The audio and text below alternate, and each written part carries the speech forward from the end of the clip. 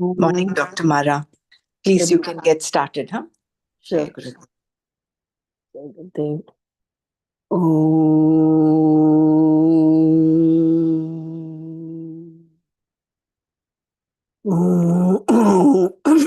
Excuse me, sorry.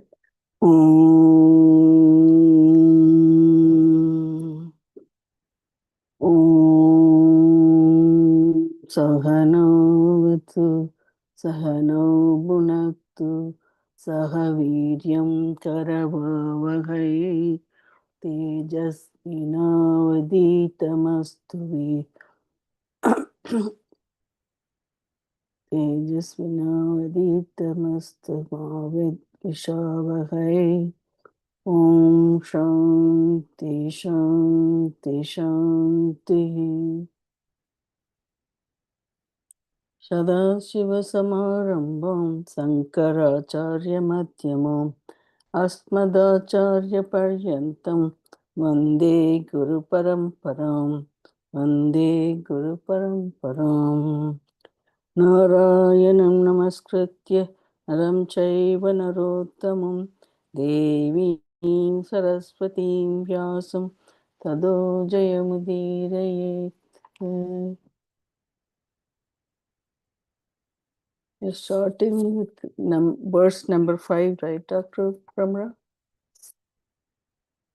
Do you want me to read a little bit for people who haven't seen yet? Actually, it's verse number 3, I think. Oh, because I thought you read up to Madhusudana, Guru Sudana or something. That was done. Yeah. Guruna Hatvahi Mahanubahavan. That is the one we have to start. Yeah. So that's the number 5 verse. That's 4 or 5, yeah. Let's check that out. 5. Okay.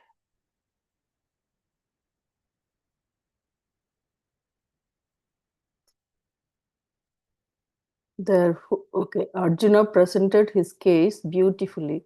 Krishna destroyed demons and enemies, but here those who were to be destroyed were Arjuna's teachers and relatives. Drona was a teacher who was not against Arjuna in any way. The only problem was that he was obliged to Duryodhana because of all the help he had received from him. Bhishma was also obliged for the same reason. This did not mean, however, that they were against Arjuna. Perceiving this particular situation properly, Arjuna told Krishna, "Destroying demons and enemies, as you have done, is right, but destroying one's teacher is not right." It was fine that Krishna was known as a destroyer of demons, Madhusudana. However, Arjuna definitely did not want to be known as a destroyer of teachers, Guru Sudana. Therefore, in the next verse, he said that it would be better for him to live on alms than to kill his gurus. Okay, so let me do the sloka, which is number 5. Right? Okay. It's from my book.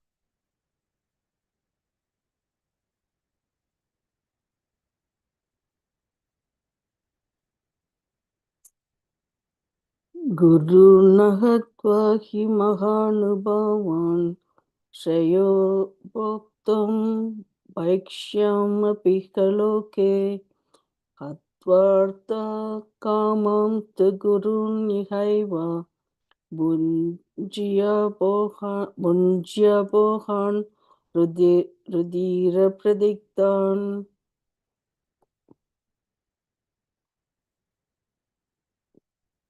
Mahanubhavan, highly exalted, Guru, teachers, ahatva, not killing.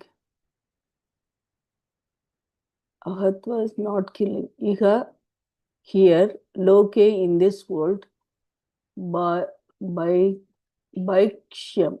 Bhaksham, food collected from others by begging. Api, even. Bhoktum, to eat. Shrayaha, better. He, indeed. Tu, whereas. Gurun, teachers. Hatva, killing. Iha, eva, here itself. Rudira Pradiktan, stained with blood. Rudira Pradiktan is stained with blood. Artha Kaman, security and pleasure. Bogan, enjoyments. Punjya, I would experience. Let me see this. Let me make it a bit bigger. Okay. So it would be better indeed to eat. Okay, let me see. Mahanubhavan,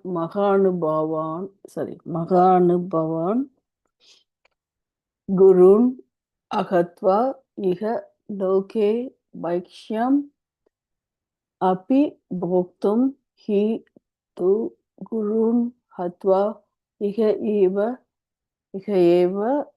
Rudira Pradiktan, Artha Kaman, Bogan, Bunjya. Bunjya is I would experience. It would be better indeed to eat food collected from others here in this world than to kill these highly exalted teachers. Whereas if I kill them, the enjoyments of security and pleasure I would experience in this world will be stained with blood.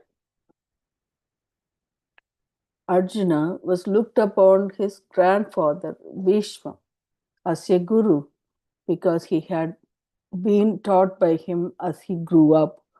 Bhishma and Drona were not ordinary gurus of the world. They deserved the status of highly exalted people. In this verse, Arjuna told Krishna that it would be preferable to live on alms than to kill his own people.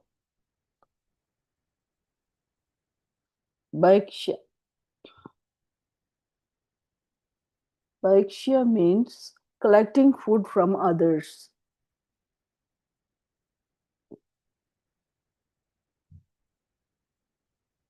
Or you can say Bhiksha or Bhakshya.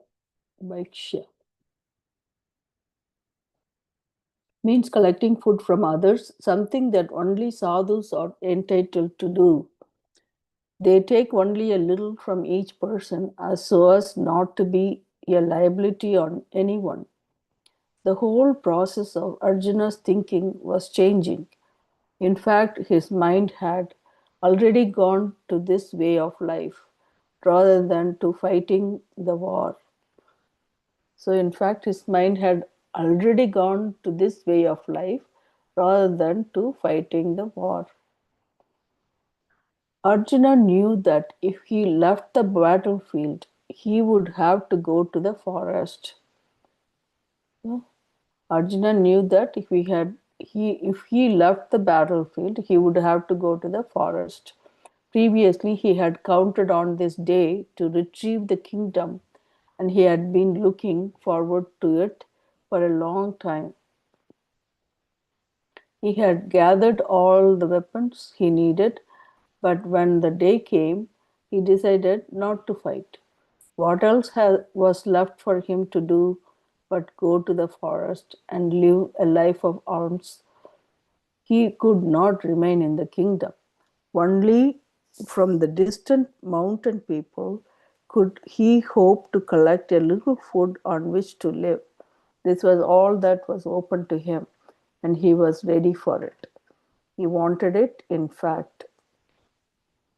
There are two types of people can take bhiksha. Only two types of people can take bhiksha. Students, brahmacharis, and renunciates, sadhus. Brahmacharis can take bhiksha because they are not earning members in the society. They leave home and go to the Gurukula to live with the teacher. So they leave home and go to the Gurukula to live with the teacher. Therefore, they are allowed to go for bhiksha. They have to. Sadhus or swamis or renunciates and they live on alms. Arjuna's mind had now turned in this direction. Because he was already a father and grandfather, Arjuna could not become a brahmachari. Therefore, all that was available to him was the life of a sadhu. This was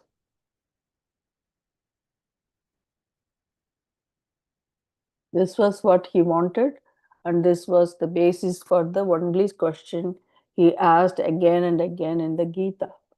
Which is better of the two, karma yoga or sannyasa?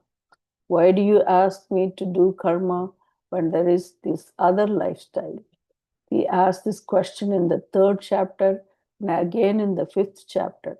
Then perhaps because he was a little shy about asking it again, he asked some other questions in between. And then slowly he slipped it in again in the 18th chapter in a different form. What is the difference between Tyaga and Sannyasa? Thus, Arjuna always kept the same thought in his mind. He wanted to be a sadhu, and all of his arguments are directed to this end. Although Bhishma and Drona had come to the battlefield not as teachers but to cast their lot with Duryodhana, for the sake of the kingdom. Arjuna's point was that if these people were destroyed, what kind of kingdom would he have? Any enjoyment he would experience would be soaked in blood. He would be haunted by the sight of the blood of his teachers. So he would be haunted by the sight of the blood of his teachers. Nothing would remove it from his mind, he was sure. The more one tries to remove a fixation, the more it becomes fixed. There is no way of removing it. If it could be removed, he would not, it would not be a fixation. Thus, Arjuna knew that the sight of Bhishma and Drona bleeding to death would be permanently imprinted in his mind. The impact would be so powerful that it would remain a fixation. Therefore, any pleasant experience he gathered would be sullied by the thought of having killed his own people. Any enjoyment he might have had would always be conditioned by the memory of the cost, the blood of Bhishma, Drona, and the others who were killed in the battle. Arjuna then expressed his confusion in the next verse. Do you want me to repeat any paragraph in this verse? Or you guys are okay with that?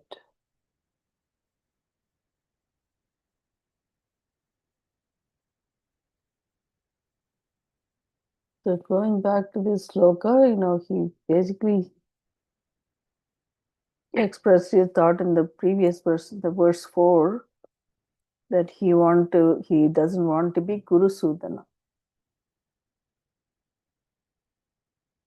So he thinks instead of killing his gurus, if he had killed his gurus, that would that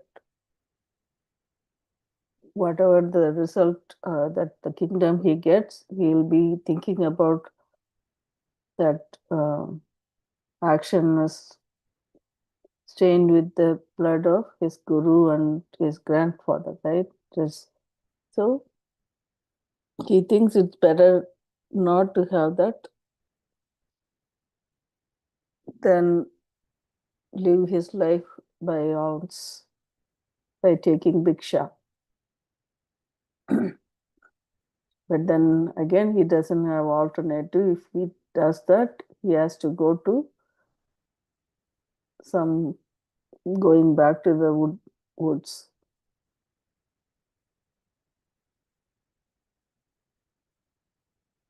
He won't be able to enjoy the land that he get by fighting all these highly exalted people. So they were not simply simple like teachers, but they are exalted people. So he has this compassion and affection, everything come, and then his mind is clouded with this idea.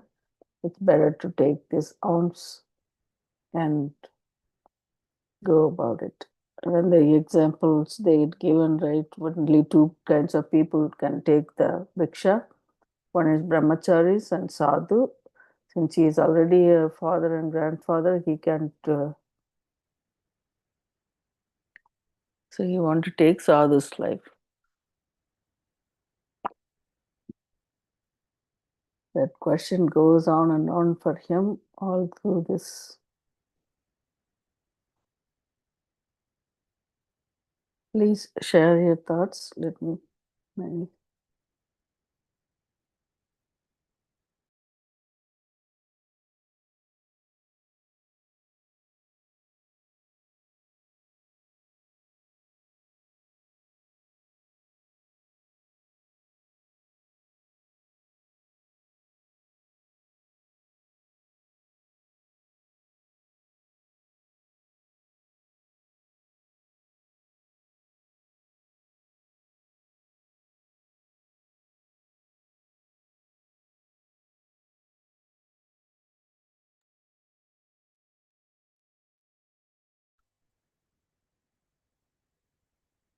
Or if you're doing the Manana at the end, I'll just proceed with this next verse.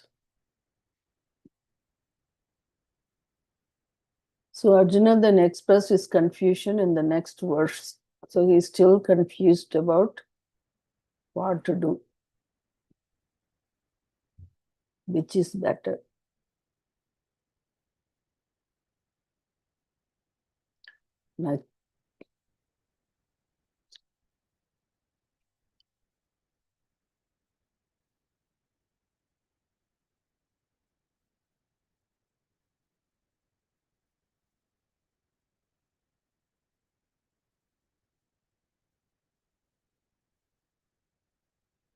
The number 6th verse is Nachaita Vidmaha Katarum. Sorry.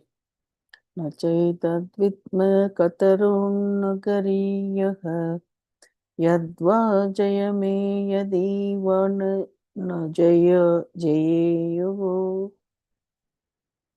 Yaneva Yaneva Hatva Na Jijivisha Vishamah Devastitaha Pramuke Tartarashtaraha.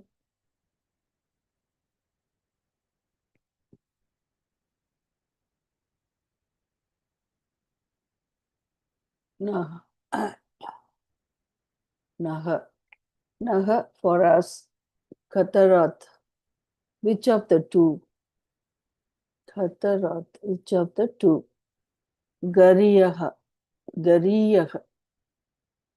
Okay. Naha for us. Katarat. Which of the two? Gariyaha better. Gariyaha better. Etat this. Nacha vidmaha. Nacha vidmaha. And we do not know. Nacha vidmaha and we do not know. Yadva, whether Jayame, we should conquer them. Yadiva or na jayeyuhu. Okay. Naha jayeyuhu. They should conquer us. Yon eva, indeed whom, hatva, having slain, hatva is having slain. Na jiji na jijivishamaha. Na jijivishamaha. We will not want to live. They, those Dhritarashtraha, sons of Dhritarashtra. Okay, Dhritarashtra, sons of Dhritarashtra. Pramuke. in front of us, avastitaha, stand. So, naha katarat gariyaha. Okay, naha katarat gariyaha.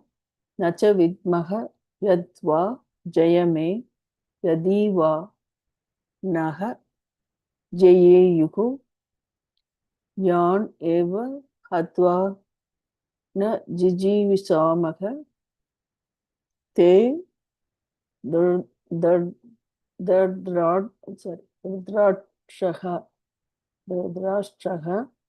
Pramukhe Avastitaha. And we do not know which of the two will be better for us, that we should conquer them. So, and we do not know which of the two will be better for us, that we should conquer them, or that they should conquer us. Either you should conquer them or they should conquer us. The sons of Dhritarashtra, after slaying whom we will indeed not want to live, stand facing us. In this verse, Arjuna told Krishna that he did not know which was better. To win the battle against the enemies who were his own people, or to be defeated by them. So let me read this line again. In this verse, Arjuna told Krishna that he did not know which was better, to win the battle against the enemies who were his own people, or to be defeated by them. Regardless of who was victorious, the problem would remain.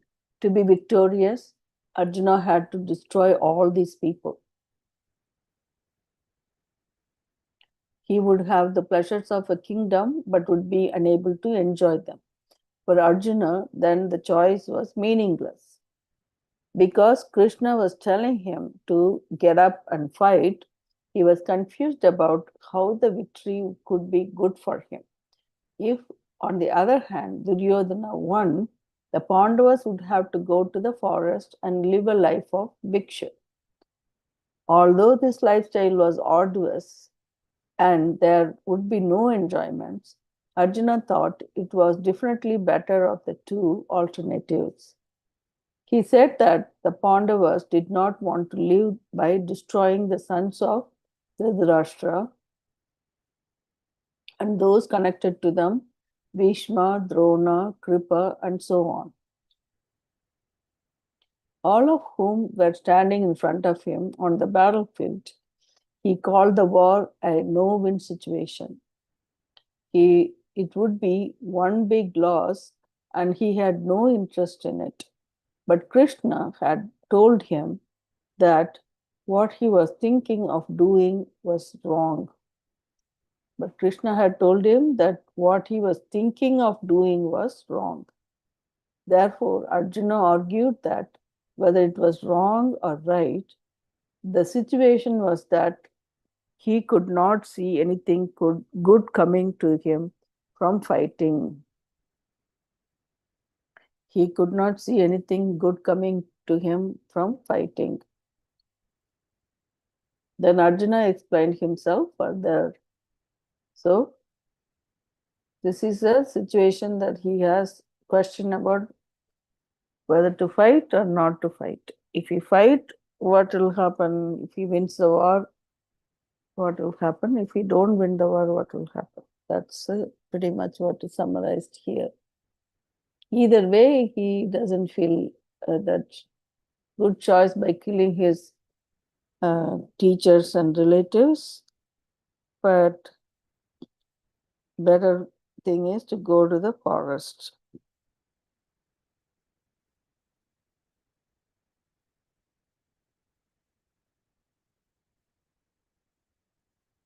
So he's all confused. Then Arjuna explained himself further. Okay. This happens to us most of the time. We go to the next verse.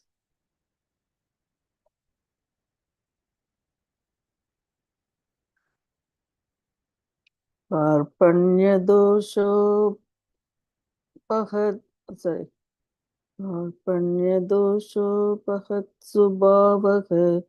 precchami tvam dharma samudachetah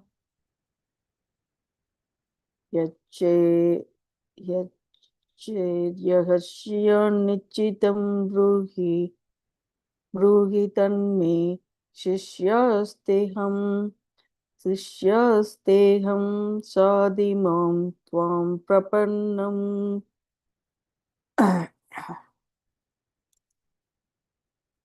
Karpanya dosha upahata. Okay. Karpanya dosha upahata subhavaha. Overcome by faint-heartedness.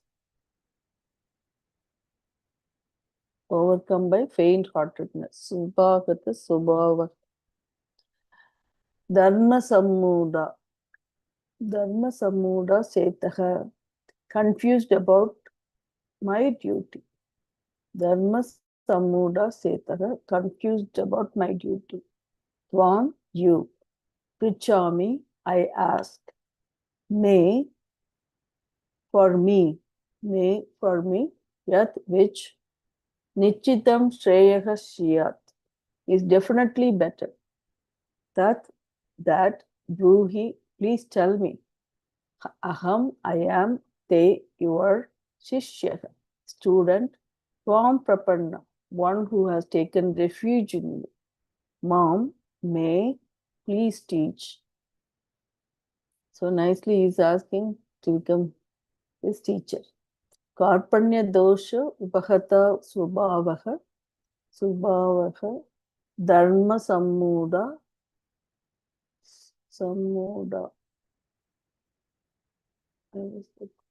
yeah sammuda dharma sammuda setaha tvam prichami me yat nishitam shreyagashiyat tat bruhi aham te shishyah tvam prapannam mam sadi.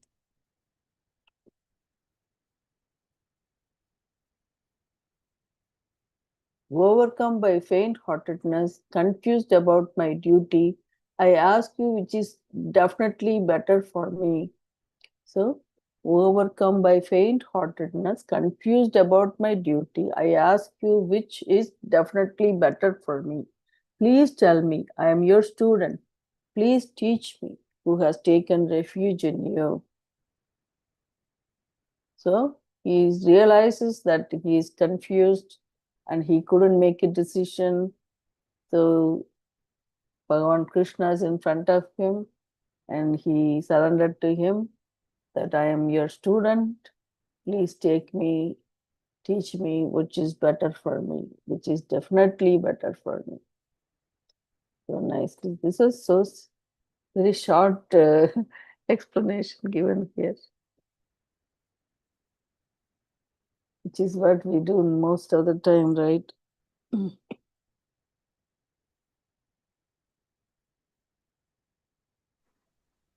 These verses are like long, but it's short explanations.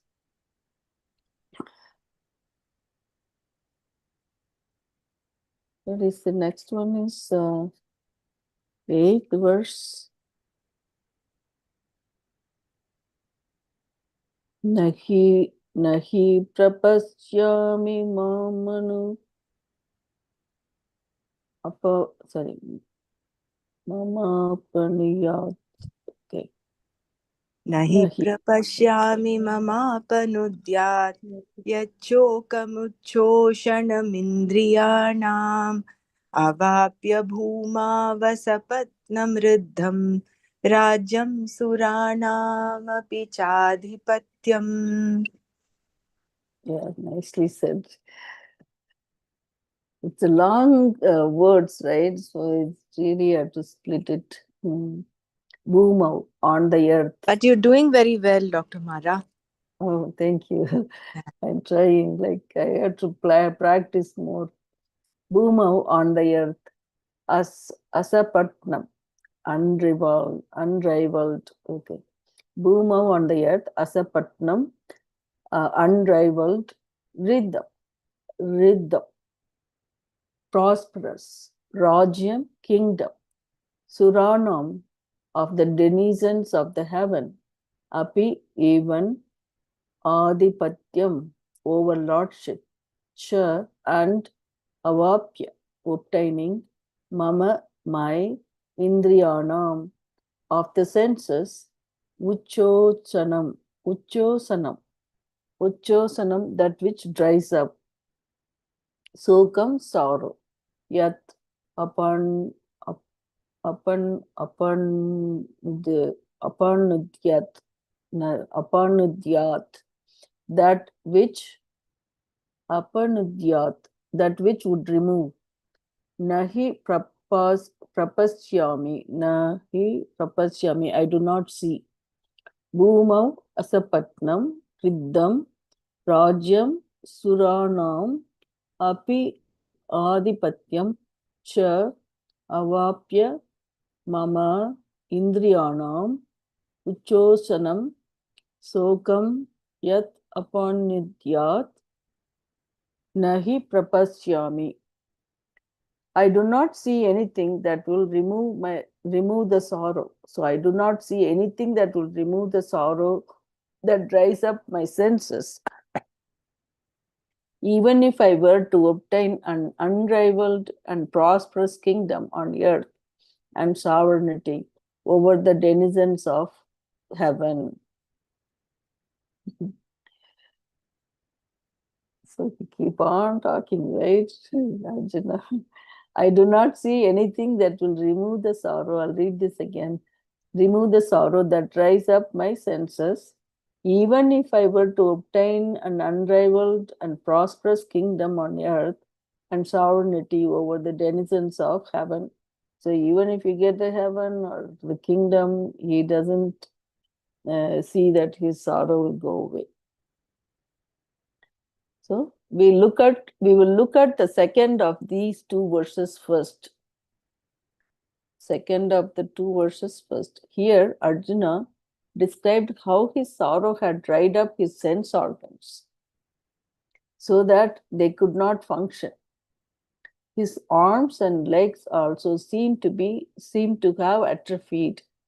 The energy in them had been totally sapped by this incapacitating sorrow, nor could he see any way of removing it. Even if he found the courage to fight because of his commitment to Dharma.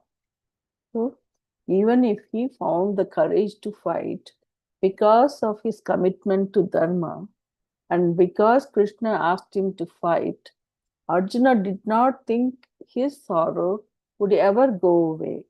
He saw it as something inside of himself. So it is nicely summarized in this paragraph. When as I'm reading this, it's almost it's all in you, right? Whatever we feel, only that it's described here. Yeah, Can you sorrow. read that paragraph again? Yeah, like when you're sad, what happens to you? You feel like you can't do anything, right? Everything is down, whole body, your senses, and everything. That's what it's like. Kind of explaining here. We will look at the second of these two verses first, where here, we will look at the second of these two verses first. Here Arjuna described how his sorrow had dried up his sense organs so that they could not function. His arms and legs also seemed to have atrophied. The energy in them had been totally sapped by this incapacitating sorrow. nor could he see any way of removing it. Even if he found the courage to fight, because of his commitment to Dharma and because Krishna asked him to fight, Arjuna did not think his sorrow would ever go away. He saw it as something inside of himself. He saw it as something inside of himself. Is that okay, Sarlaji? Or Yeah. Thank you. okay. A sorrow that cannot be alleviated. In fact, only the sad become sad. A sorrow that cannot be alleviated. So under that, in fact, only the sad becomes sad.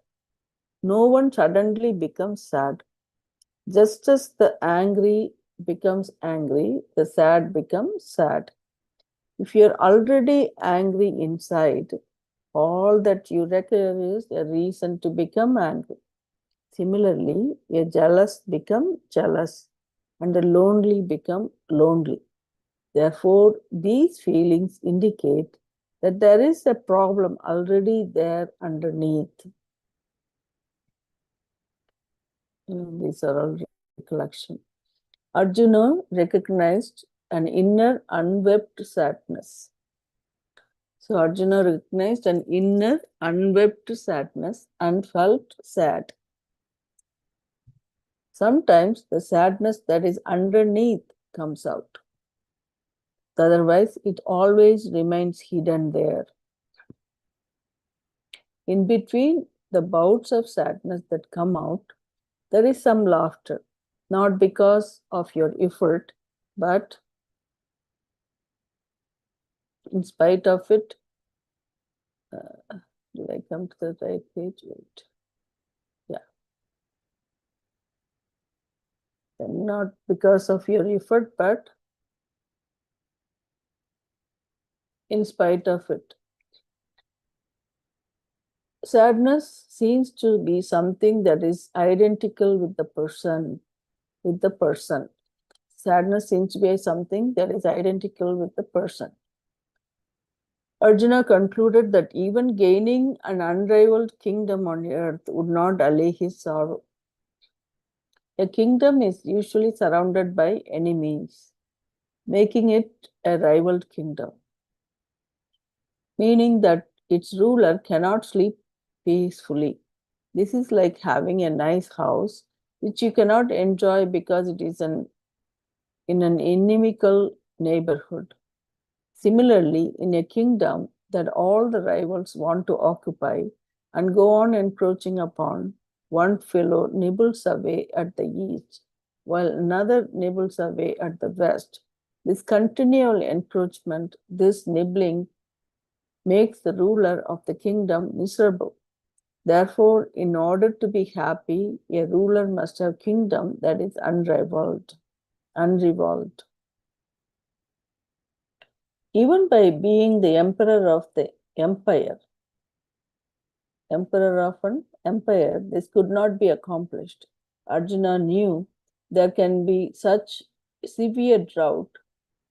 There can be such a severe drought and poverty in an empire that people will begin to eat each other, or at least will be ready to do so. Arjuna saw the situation in this way. Dharma is very difficult to follow when a man is hungry and continues to be hungry. Even eventually, he will begin to compromise his dharma in order to relieve his hunger. The ruler of a kingdom is no different except that he must become a national beggar. If you are the head of a family, you have to beg for the whole family. Not a big problem. However, if you're the ruler of a whole nation and its citizens are hungry, you must go to UNESCO and America to plead for assistance. A Please you kingdom, read again, please, for me. sure, Same paragraph. yeah. Even by being the emperor of an empire, this could not be accomplished. being like, anyway, we'll read this one. Even by being an emperor of an empire, this could not be accomplished. Arjuna knew there can be such a severe drought and poverty in an empire that people will begin to eat each other, or at least will be ready to do so. Arjuna saw this situation in this way. Dharma is very difficult to follow when a man is hungry and continues to be hungry. Eventually, he will begin to compromise his dharma in order to relieve his hunger. The ruler of a kingdom is no different, except that he must become a national beggar. If you are a head of a family, you have to beg for the whole family, not a big problem. However, if you are a ruler of a whole nation and its citizens are hungry, you must go to UNESCO and America to plead for assistance. This was written a long time ago, maybe. A kingdom which is poor is not happy kingdom, and if it is prosperous, rivals will definitely be there. Okay, a kingdom which is poor is not a happy kingdom, and if it is prosperous, rivals will definitely be there. Having commented on earthly kingdoms, Arjuna then extended his thinking to the kingdom of the gods. I don't see that even ruling the kingdom of heaven will enable me to cross this sorrow, he said. Arjuna saw his mind as having been destroyed by Karpanya, miserliness. So he saw his mind as having been destroyed by Karpanya, miserliness. A person who has no money and does not spend is practical, whereas one who has no money but spends is not. Neither is a miser. A miser is one who has money and will not spend it.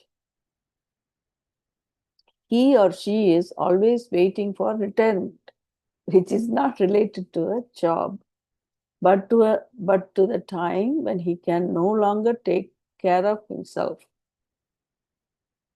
Always worrying about who will take care of him. He keeps his money for later. If he does fall ill, he still hangs on to it out of his concern for a more serious illness later. Then, when he dies, his brother in law gets everything. Such a person is a miser. He does not spend on himself or others. He is a very fortunate person, like a child holding on to all of his toys. He is immature. He does not know himself and dies not knowing. This paragraph is very important, I think. Let me can read this one more time, this Yes, paragraph. yes. Yeah. So beautiful. Arjuna saw his mind as having been destroyed by Karpanya, miserliness. So we need to understand what is miserliness, right? So a person who has no money and does not spend is practical. So somebody don't have money, they don't spend. That's normal. Whereas one who has no money and but spends is not. Hmm. Neither is a miser. So miser is the one who has money and will not spend it. He or she is always waiting for retirement, which is not related to a job, but to the time when he can no longer take care of himself, always worrying about who will take care of him.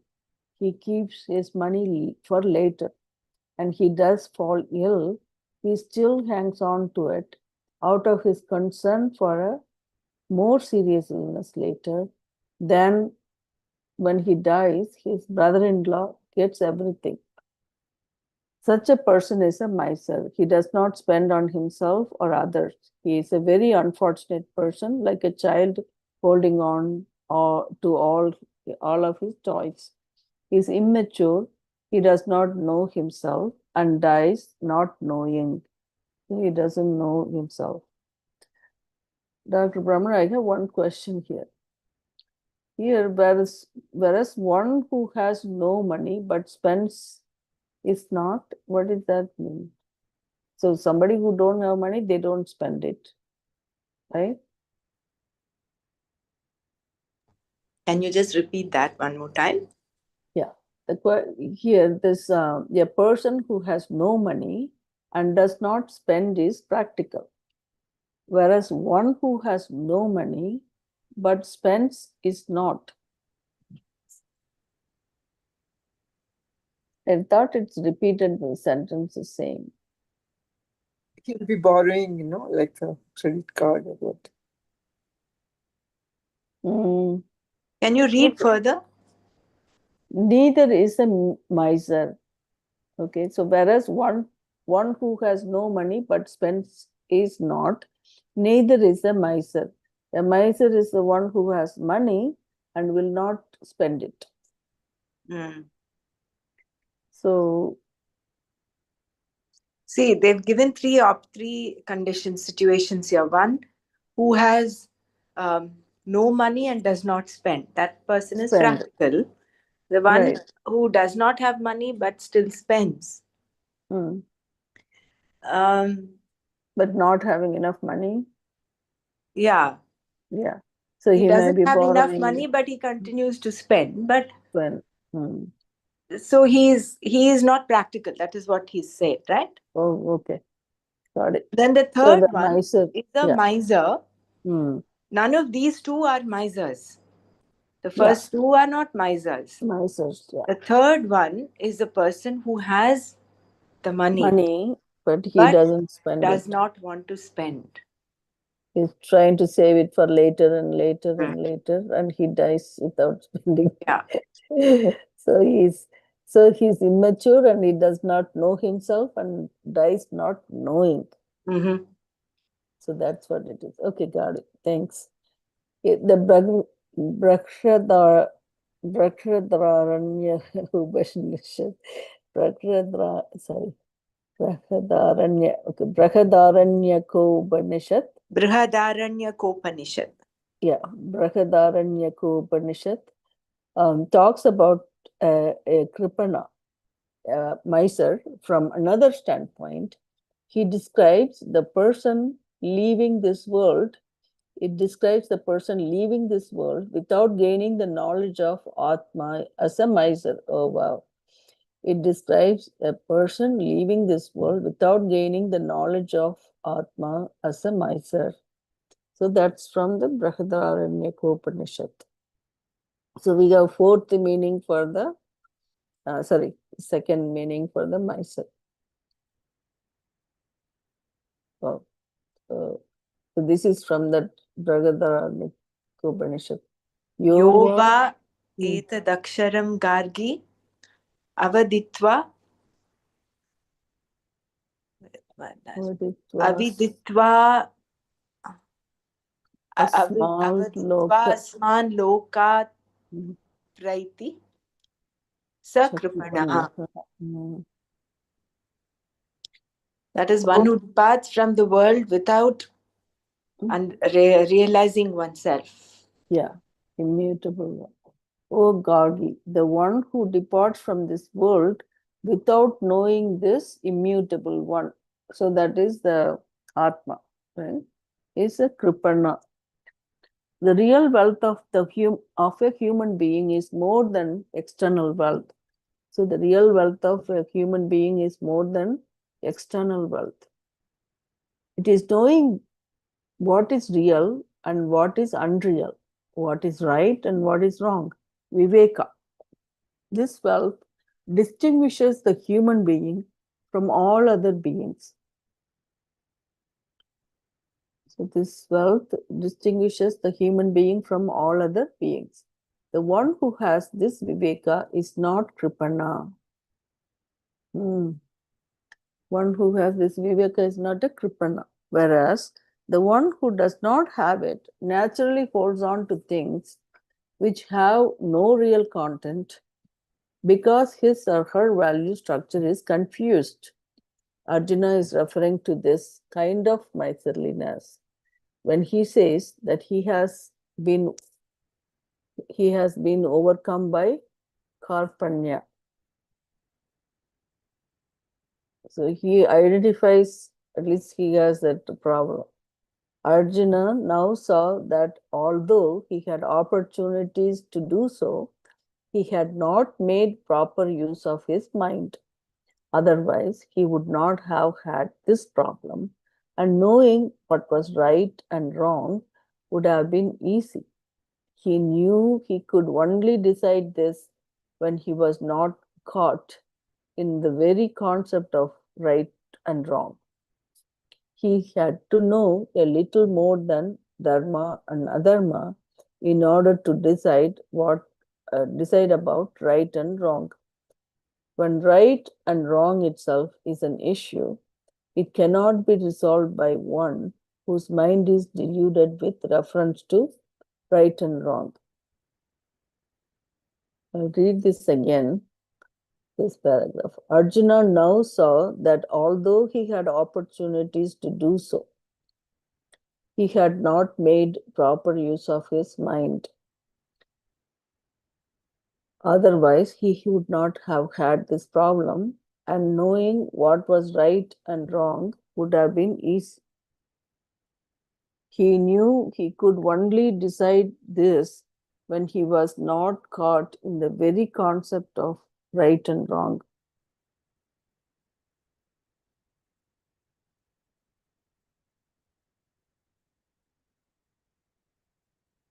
He had to know a little more than dharma and adharma in order to decide about right and wrong.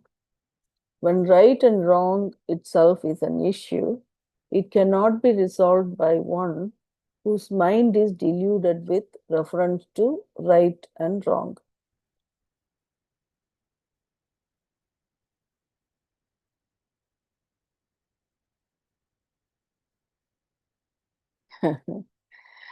Because he knew something more was needed,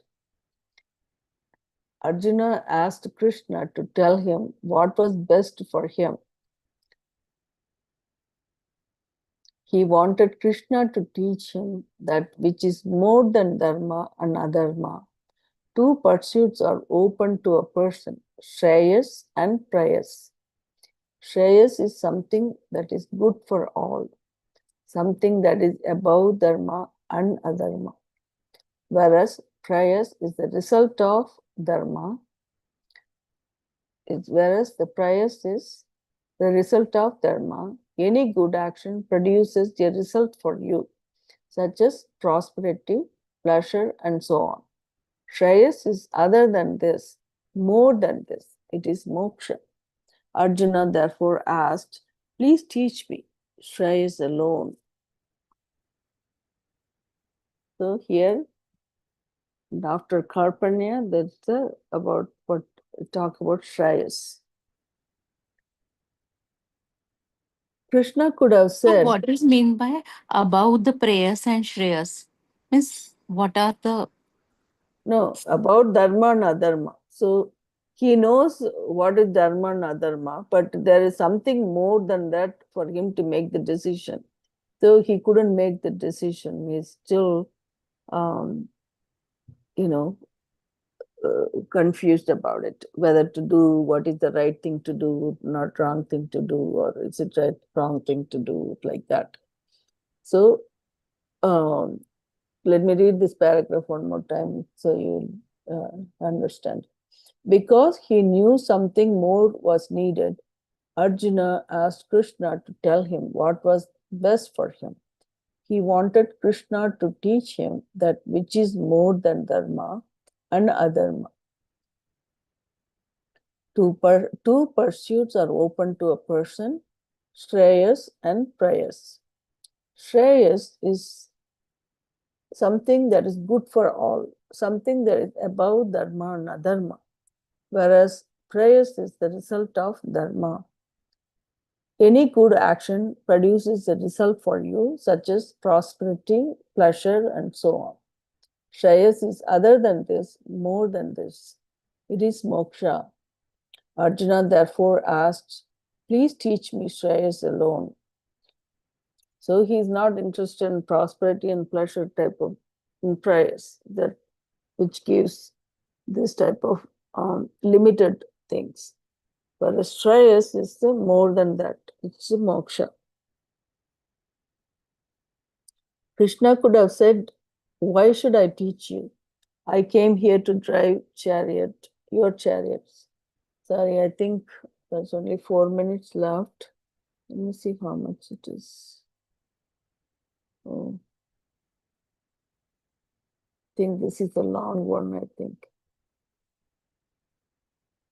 2 more pages.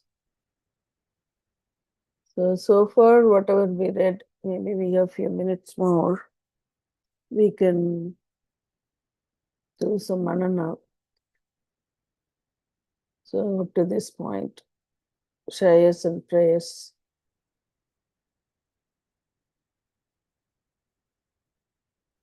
This is the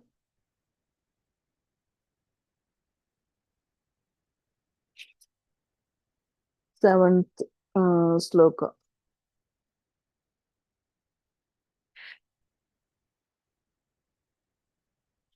So we did 5, 6, half of 7. So in the 5th sloka, that he didn't want to kill his gurus, that by doing that kind of action, even though he will win the war, it's not, it will not give him happiness. He thinks, so he thinks it's better to take arms and live in the forest. That may be better option.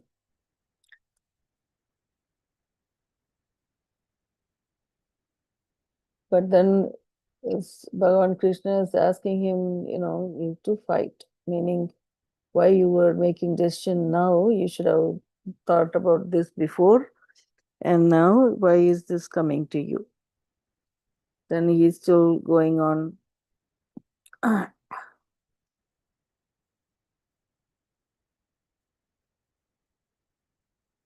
how he loses his strength and dries up his senses and everything.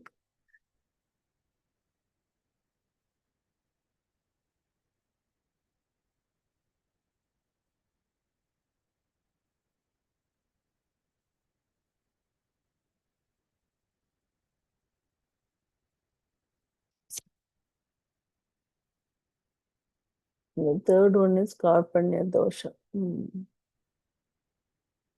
So please share your thoughts, guys.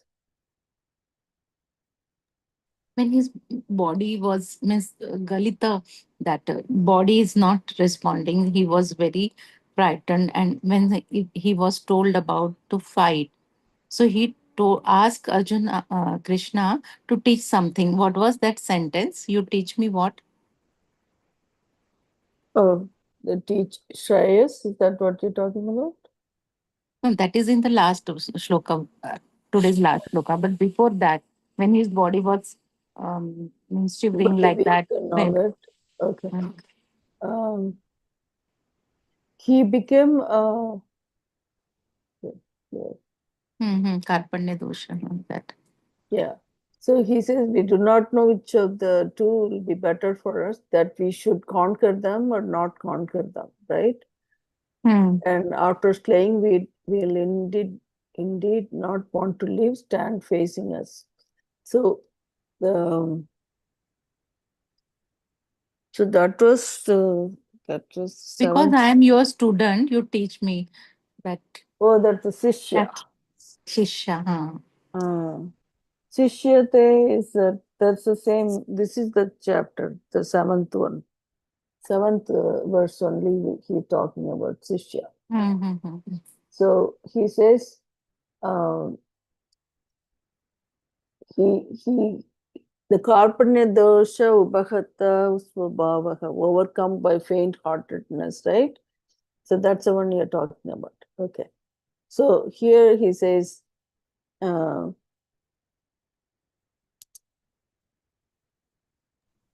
Tell me what is Shreyas for. But Shreyas is above the dharma and adharma. So it is a about moksha. moksha. Hmm. Right.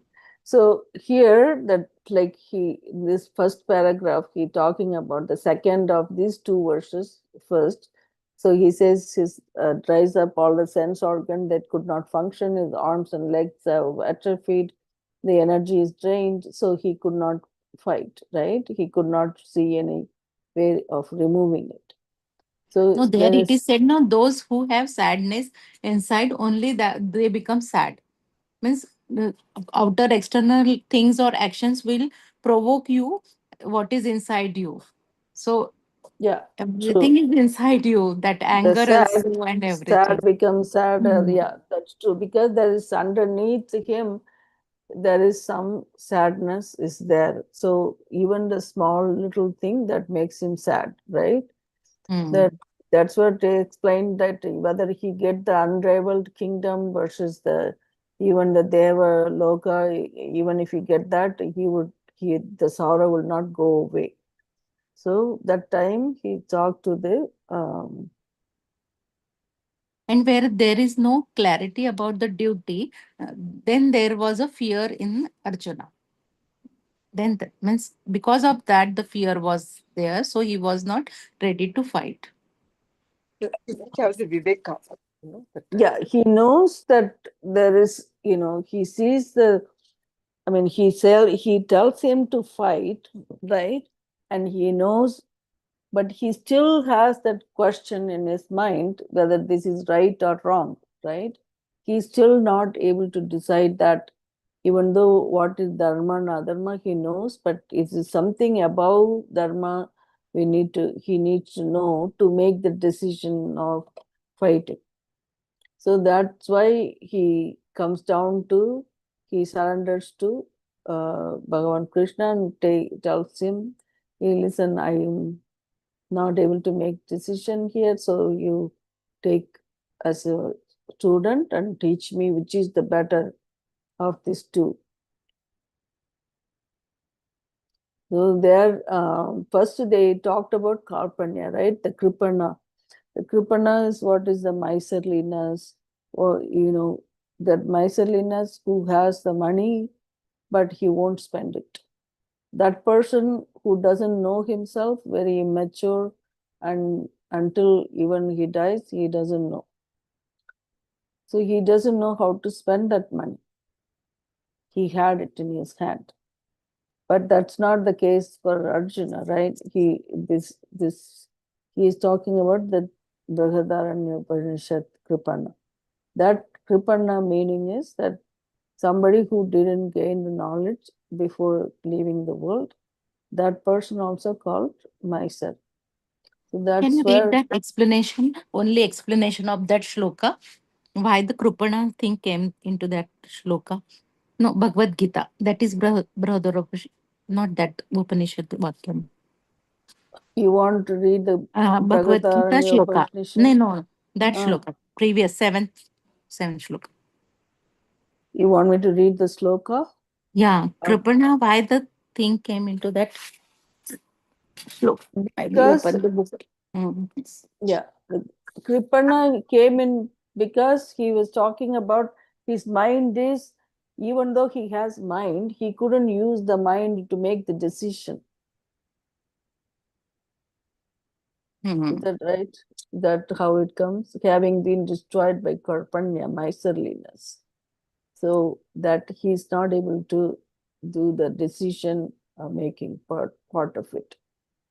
So you have a mind, right? We have a mind, we have a viveka, which is right and wrong. That is what been explained in the previous one to say how you make decision. So that's how he says karpanya dosho bhagat swabhaka.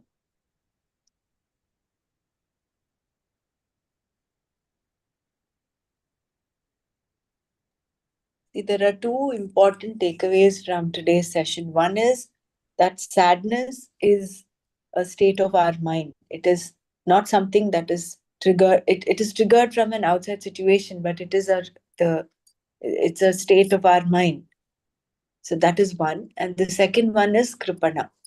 So maybe in order for us to um, get more clarity on this, we'll repeat this again tomorrow, Dr. Mara. Sure. Yeah, I Yeah. think so, because the Yeah. Kripana is a little bit confusing only, but even then, like you said, they're very important words to understand. Correct. Yeah, We have, and of course, now the thing that is opened up is Shreyas and Prayas. So these right. are few things that we have to be clear about. Clear, but yeah, Yeah.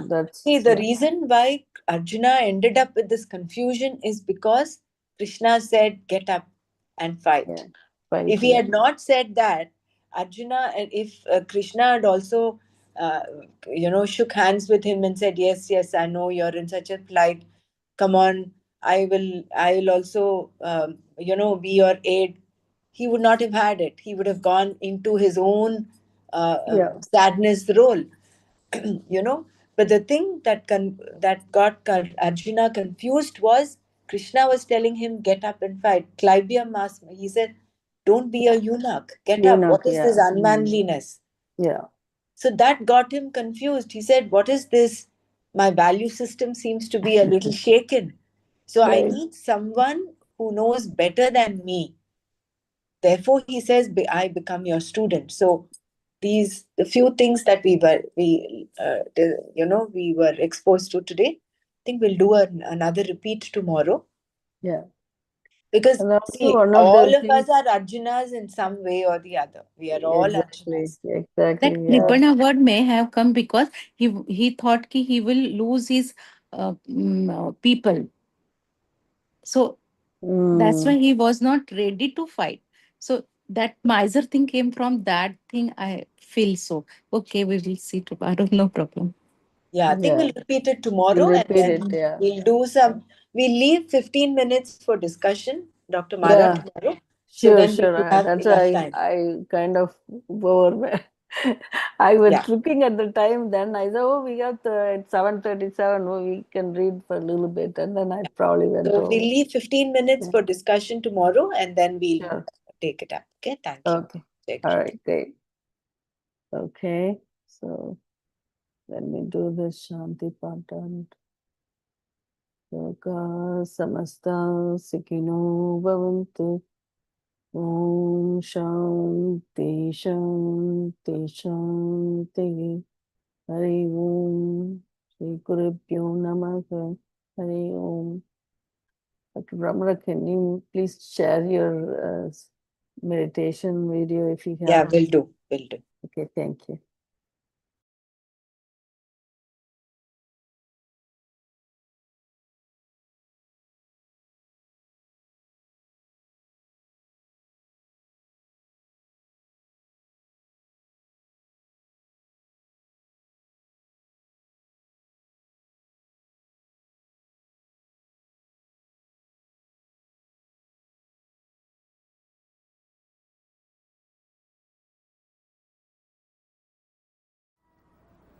Meditation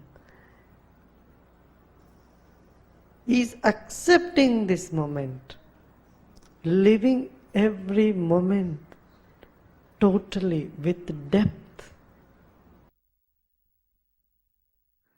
Let us keep our spine erect and body relaxed and eyes closed. Relax your shoulders. Keep a big smile on your face.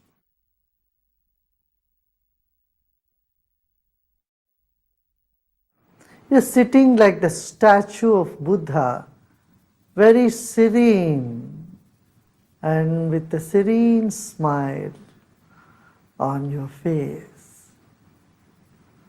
Relax your body.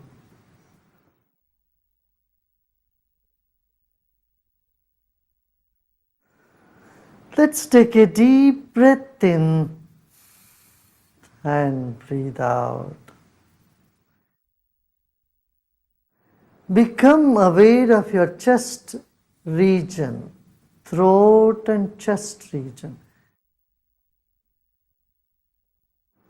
If you notice some tension in the body, just let it be.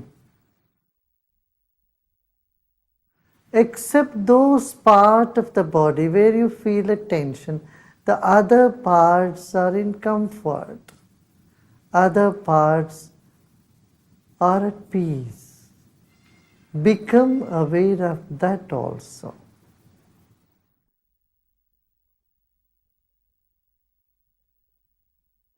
There are many good things about you and inside of you. Acknowledge them. They will never leave you. And the negative aspect you may see in you is never going to stay with you forever. They are all guests for some time. Let them be. Sit with the total acceptance of yourself the way you are at this very moment. Total acceptance of what is now here lead us to deeper meditation.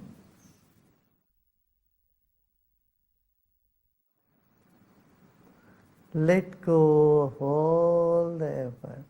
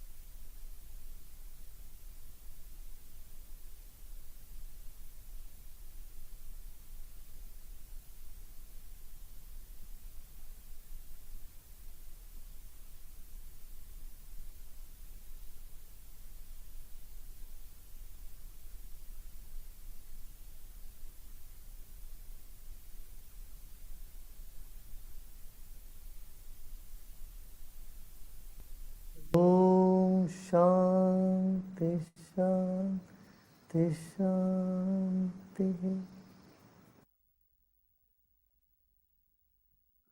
Let go of all your effort and be in this emptiness.